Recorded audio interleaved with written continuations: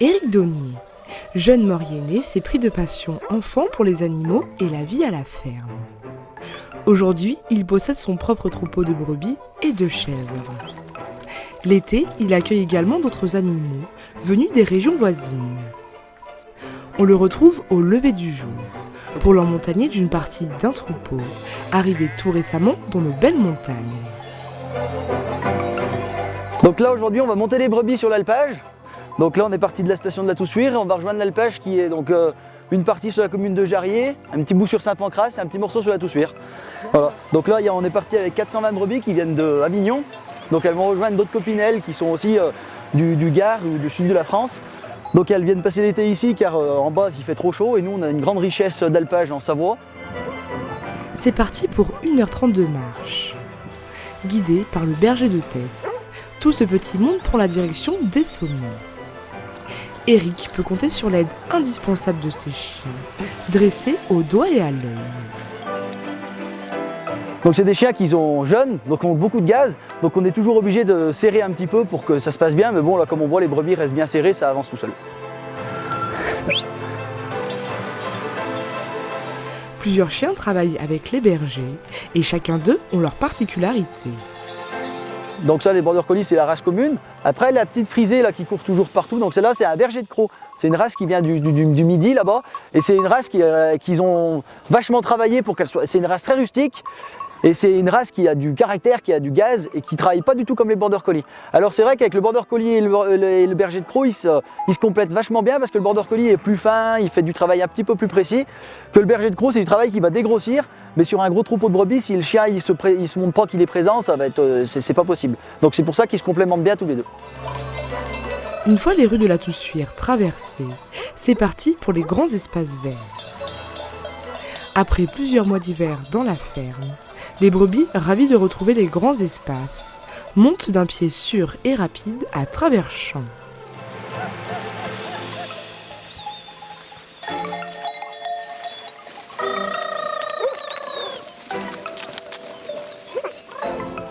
Éric ferme la marche et surveille que chaque animal progresse sans encombre. Un jeune homme de caractère, passionné et qui a passé son enfance à guider les troupeaux à travers ces montagnes. J'allais travailler dans les fermes voisines qui étaient autour de chez mon père en étant petit. Et du coup, voilà, maintenant ça m'a pris de la passion. Ah ben, pour être éleveur berger comme ça, garder des brebis, être avec les brebis toute la journée, c'est plus qu'une passion. Parce que surtout qu'avec le temps qu'on a là, ces temps-ci, que ça fait 15 jours que ça pleut tous les jours, il y a les brebis qu'il faut soigner sous la pluie, il faut faire les parcs sous la pluie, il faut garder sous la pluie. C'est plus qu'une passion, je dirais. Dans le troupeau, on retrouve différentes races de brebis. Donc les deux races principales, c'est les mérinos et les morées rousses, rouges de Guillaume. Donc c'est deux races qui sont très grégaires, faites pour la marche et qui résistent vachement bien aux intempéries donc de l'été. Parce que là, on a beaucoup de mauvais temps, mais elles sont résistantes aussi à la chaleur l'été si ça vient vraiment des gros coups de chaud. Et quand l'automne arrive, qu'il y a les premiers coups de neige et des gros orages de grêle, tout ça. Et la mérinos, c'est une brebis qui reste très grégaire, comme on voit là, qui sont tout le temps en troupeau. Donc ça facilite la garde. Parce que là-haut, il y a presque 200 hectares où c'est que le berger, il doit clôturer ces 200 hectares avec quelques aides avec des filets, mais sinon il doit tout faire tout seul. Donc des brebis qui restent bien en troupeau, c'est très important. Et c'est des brebis qui sont habituées à ce système de transhumance. Donc pour elles, ça pose aucun problème de manger avec un chien qui leur tourne autour parce qu'elles sont habituées. Comme là, on peut voir, elles baissent la tête, elles attaquent à manger, même si le chien les garde autour, elles mangent. Elles savent comment ça fonctionne. Donc ils sont principalement vendus, ça c'est des brebis qui vont faire l'agneau à l'automne. Donc ils seront principalement vendus pour le début d'année ou pour Pâques. Donc par contre, elles ne font pas l'agneau en alpage. Ici en alpage, il n'y a vraiment que des brebis qui sont soit avec l'agneau en gestante, soit qui sont en train de se faire saillir, mais il n'y a pas une brebis qui fait l'agneau en alpage. Parce que c'est beaucoup trop compliqué de gérer les naissances des agneaux en alpage. Les brebis sont accompagnées de 50 chèvres du Rove, qui raffolent des épines et des petits arbres. Elles sont indispensables pour entretenir les terrains et les pistes de ski. Plus que quelques efforts et nous arrivons au sommet de la crête. En contrebas, le reste du troupeau. 900 bêtes regroupées dans le parc de nuit nous attendent avec impatience. Donc là, le travail, c'est de garder les brebis donc, sur toute la surface de l'alpage. Donc là, elles sont enfermées dans un parc de nuit la nuit. Donc ça, c'est pour éviter la prédation, tout ça. Puis comme ça, elles sont toutes bien rassemblées. Donc là, c'est un peu de la boue parce qu'avec ces grands mauvais temps, l'alpage ces temps-ci, c'est très compliqué. Donc on les ramène toujours vers le point quasiment le plus haut de l'alpage. Donc là, ces temps-ci, elles dorment là. Donc le matin, on ouvre la porte. Là, on est un petit peu en retard parce qu'on a monté les autres brebis. Mais généralement, c'est sur les alentours des 8h, 7h30, 8h qu'on ouvre la porte. donc elles partent manger, voilà. Donc après, ensuite, chaque jour, on définit un quartier où c'est qu'elles vont manger. Et le soir, quand elles remontent, le berger leur fait remonter tranquillement tout par les herbes de la veille, de l'avant-veille, comme ça elles finissent de manger. Donc là, il faut bien gérer l'alpage parce qu'il faut bien savoir que là, elles vont manger, donc il y en a quand même 1350. Donc il faut bien gérer l'herbe.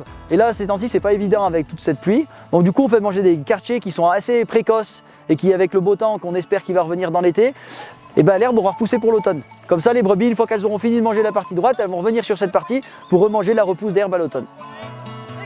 Pour assurer la protection des animaux, le berger reste en alpage jour et nuit. Il est accompagné en permanence des chiens de garde qui veillent sur le bétail. Voilà, donc là il y a les chiens de troupeau, et ensuite il y a les chiens de protection, donc c'est des marraines des Abruzzes, donc c'est des chiens qui viennent d'Italie, et les bergers d'Anatolie, des chiens turcs, qui sont faits pour la protection des troupeaux, donc qui nous gardent pour toute la prédation des troupeaux, le loup, le renard, le lynx, tout ça. La présence de ces chiens est indispensable pour les bergers et nécessite quelques règles à respecter de la part des randonneurs. Restez éloignés des troupeaux lors de vos randonnées et pensez à bien refermer toutes les portes des clôtures. Tenez aussi vos chiens en laisse afin d'éviter tout incident. Le respect de ces consignes est indispensable afin que tout le monde puisse profiter au mieux de ces grands espaces. Et c'est vrai que nous, l'alpage, c'est notre travail. C'est ce que les gens, il y a du mal à comprendre, c'est que nous, admettons, on ne va pas rentrer dans leur bureau, passer n'importe où dans leur bureau et faire n'importe quoi. Mais eux, ce qu'ils ne comprennent pas, c'est qu'ici, donc l'alpage, nous, c'est notre lieu de travail. Donc on ne peut pas se permettre de laisser faire certaines choses aux gens. Parce que certes, c'est la montagne, c'est la liberté, mais il ne faut pas oublier que nous, on passe quand même 120 jours ici à garder des brebis. Parce qu'il faut bien savoir, c'est que les chiens de protection, ils sont là toute la nuit. Et les chiens de protection, la nuit, on ne sait pas toujours ce qui se passe. Mais là, on sait qu'il y a des loups qui traînent par là autour. Et les chiens de protection, ça se trouve, la nuit, le loup, il vient à 100 mètres du troupeau. Et les chiens de protection, le matin, ils sont sur les dents. Et ça, les gens, ils ont du mal à le comprendre. Nous, le chien de protection, c'est pas non plus un amusement, c'est beaucoup de travail, c'est beaucoup de gestion pour avoir des bons chiens, des chiens qui respectent les gens, tout ça. Donc c'est vraiment un gros travail. Après, les promeneurs, voilà, avec les chiens de protection, et même en montagne, on suit le sentier. Donc voilà, on voit une porte, on l'ouvre, on la referme, c'est pas très compliqué, c'est un geste d'humain quoi. Et voilà, une fois que ces règles-là, c'est des règles minimes, mais si elles sont toutes respectées, ça se passe généralement tout bien. Et après on peut discuter avec le berger, hein. Le berger quand il est là-haut, on peut lui poser des questions, se renseigner sur le boulot. Généralement, la plupart des gens ils sont contents d'expliquer leur travail parce que c'est vrai que c'est quand même un super métier. Un métier incroyable, au service de la nature et des animaux. Toutes les brebis sont désormais installées et prêtes pour paître 120 jours dans ces paysages grandioses.